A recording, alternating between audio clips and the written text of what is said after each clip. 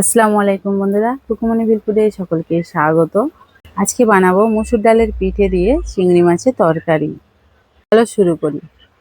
দেখো এখানে নিয়ে নিয়েছি চিংড়ি মাছটা এখানে আমি বেছে ধুয়ে রেখেছি।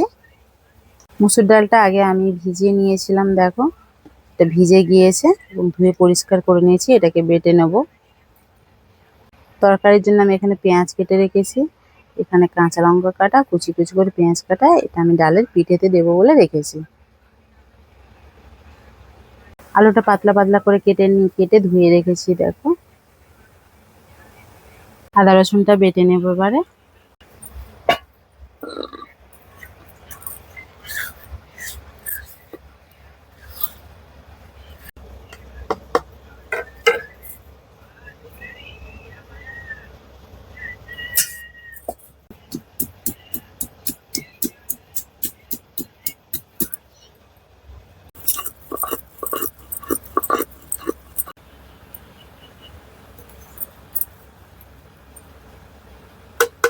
এবারে ডালটা বেটে নেব।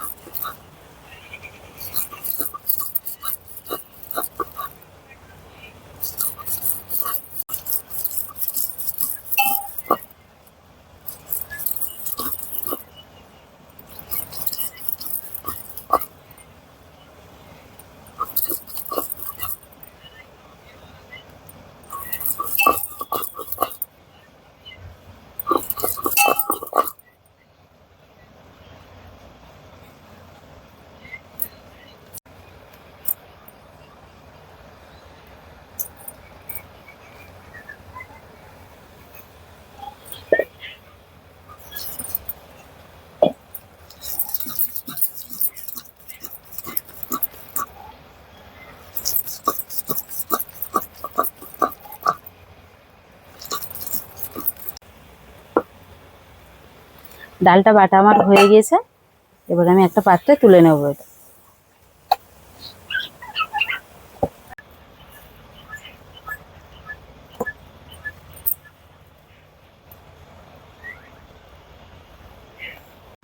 কুচো করে রাখা কাঁচা লঙ্কা ও পেঁয়াজটা এর মধ্যে দিয়ে দেব।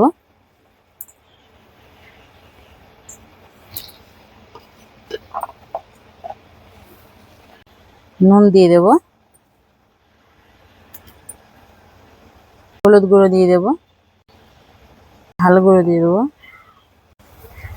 সব কিছুকে আমি ভালো করে মিশিয়ে নেব।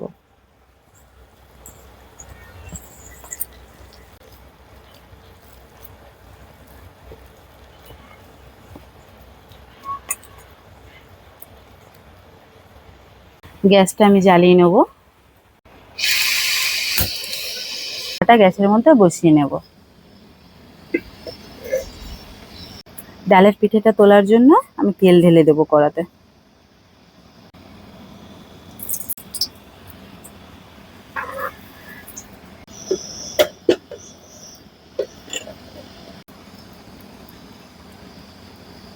ডাল বাটাটা নিয়ে এরকম করে আমি ডালের পিঠেটা তুলে নেব।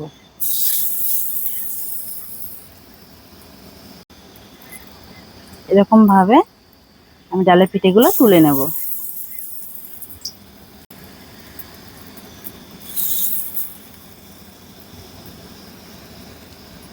হাত দিয়ে এরকম করে গোল করে চেপটে চেপটে সবকটা এরকম করে দিয়ে ভেজে নেব।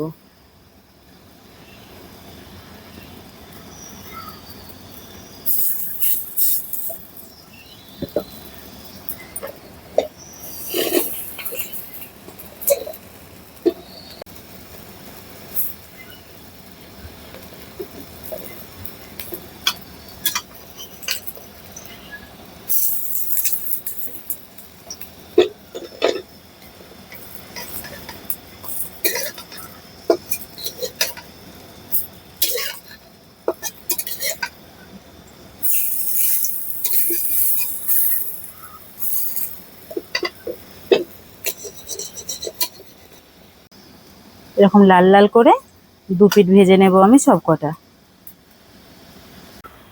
দেখো বন্ধুরা, ডালের পিঠেগুলো ভাজা হয়ে গেছে, দু পিঠ ভাজা হয়ে গেছে আমার। দেখো বন্ধুরা, দু পিঠ ভাজা হয়ে গেছে। এবার আমি তুলে নেব এগুলো। দেখতে পাচ্ছ কত সুন্দর লাল লাল করে ভাজা হয়েছে, আর বেশি ভাজবো না, তুলে নেব এবারে।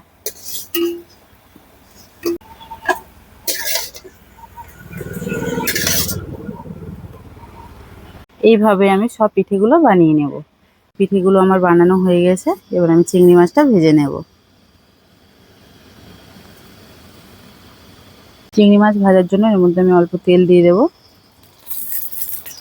তেলটা গরম হয়ে গেছে, এর মধ্যে আমি চিংড়ি মাছটা দিয়ে দেব।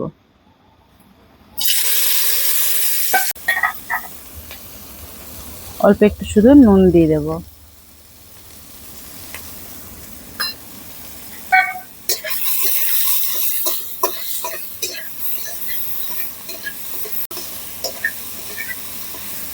চিংড়ি মাছটা আমার ভাজা হয়ে গেছে, এবারে তুলে নেব।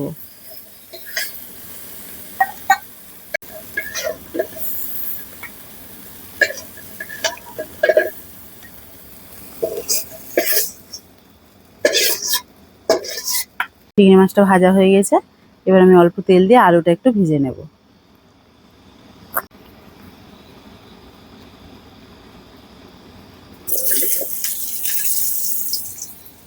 আলুর মধ্যে অল্প নুন দিয়ে দেব, একটু হলুদ গুঁড়ো দিয়ে দেব, দিয়ে হালকা করে একটু ভেজে নেব।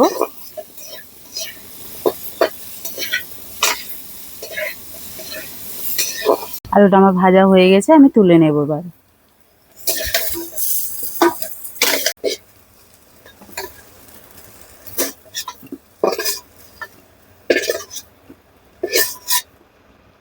আলুটা ভাজা হয়ে গেছে, এবার তরকারির জন্য তেল দিয়ে দেব।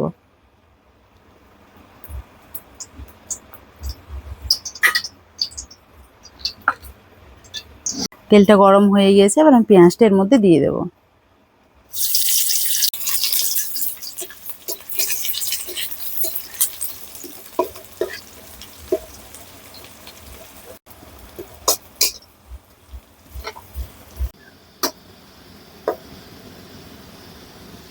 পেঁয়াজটা লাল হয়ে গেছে, এবার আমি এর মধ্যে আদা রসুন দিয়ে দেবো।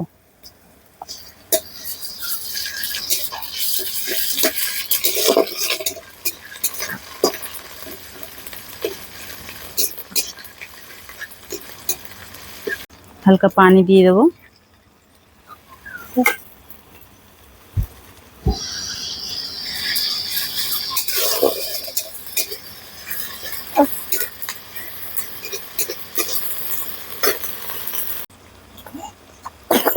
নুন দিয়ে দেবো, গুঁড়ো দিয়ে দেবো, ঝাল গুঁড়ো দিয়ে দেবো। সব মশলাগুলো এবারে ভালো করে আমি কষিয়ে নেব।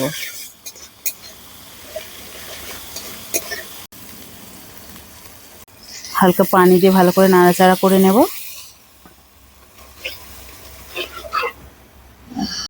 যে পানিটা আমি দিয়েছিলাম, পানিটা শুকিয়ে গেছে, এর মধ্যে এবারে ভাজা চিংড়ি মাছটা দিয়ে দেব।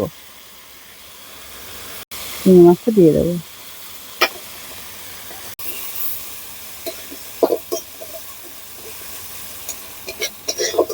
এবার আমি আলুটা দিয়ে দেব।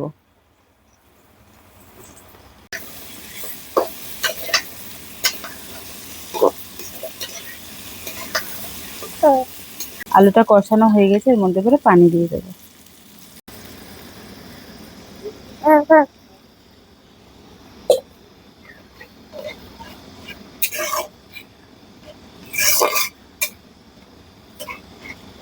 পানিটা আমি দিয়ে দিয়েছি, পানিটা একটু বেশিই দিয়েছি, কারণ ডালের পিঠেতে পানিটা একটু বেশিই প্রয়োজন হয়। পানিটা কিছুটা শুকিয়ে যাওয়া পর্যন্ত আমি অপেক্ষা করব, তারপর ডালের পিঠেগুলো দেবো। ততক্ষণ আমি চাপা দিয়ে দেবো।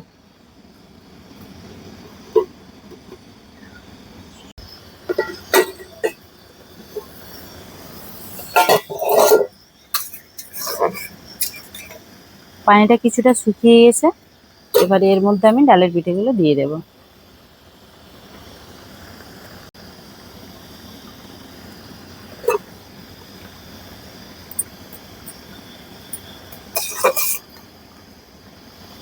আরো কিছুটা পানি শুকিয়ে যাওয়া পর্যন্ত অপেক্ষা করব।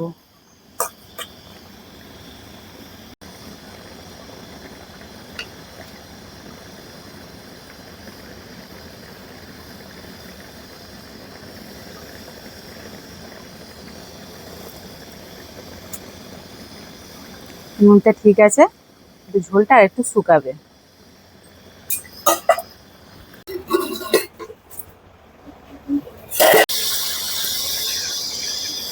তরকারিটা আমার হয়ে গিয়েছে, দেখতে পাচ্ছ আলুটাও সিদ্ধ হয়ে গিয়েছে। দেখুন ডালটাও সিদ্ধ হয়ে গেছে, ডালের পিঠেটা।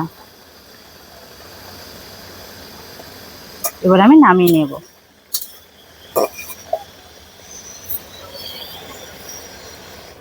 তরকারিটা আমার হয়ে গেছে, একটা বাটির মধ্যে তুলে নেব এবারে।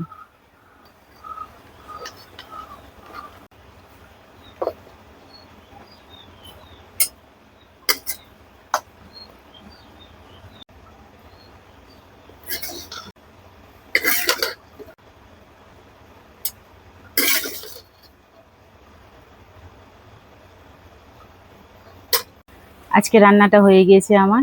রেসিপিটা ভালো লাগলে অবশ্যই বাড়িতে বানিয়ে খাবে। আজকের মতো ভিডিওটা এখানেই।